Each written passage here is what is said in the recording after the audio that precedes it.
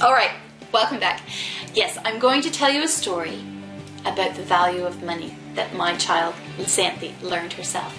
Because that's the thing is, alright, your children are making money, but do they really appreciate what that money means?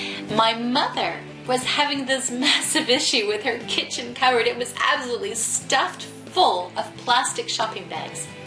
But it was taking up so much space. So she learned from a friend how to fold them into these tiny little triangles, and it saved so much space. So what my mom decided to do was to ask my little 5-year-old daughter, Xanthi, if she would like to earn a penny, 1 cent, for every bag that she folded.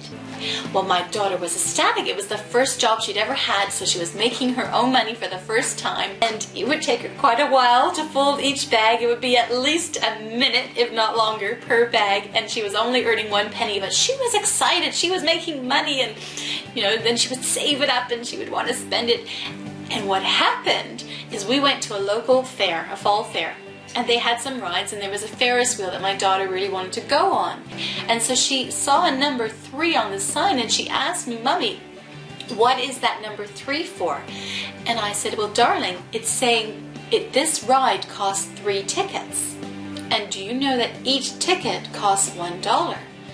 And so she looks at me and she goes, "Well, what's $1? And I said, "Well, you know the pennies that you get from Grandmommy for folding those bags. Well, $1 is like folding 100 of those bags." And she knew it took an awful long time to count to 100. So her mouth went. But this ride doesn't cost $1.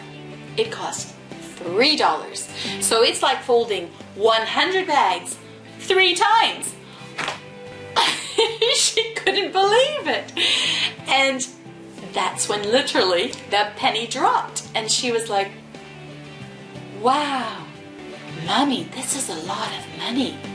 And it changed her perspective. And that was just a blessing that she learned that lesson. So you could do something like that with your child. Find something that is very minimal, that you could pay them a very small amount for, just to start getting that feeling of working for money. And then show them other ideas on how they could make a larger amount doing something they enjoy much more, and then they can start to appreciate the value of money. If your child is older, you can still do the same thing, just do it on a different scale. Go with what works for you. Next money lesson, actually, what we're going to do is I'm going to start helping you figure out how your children can manage their money. So I'll get back to you soon.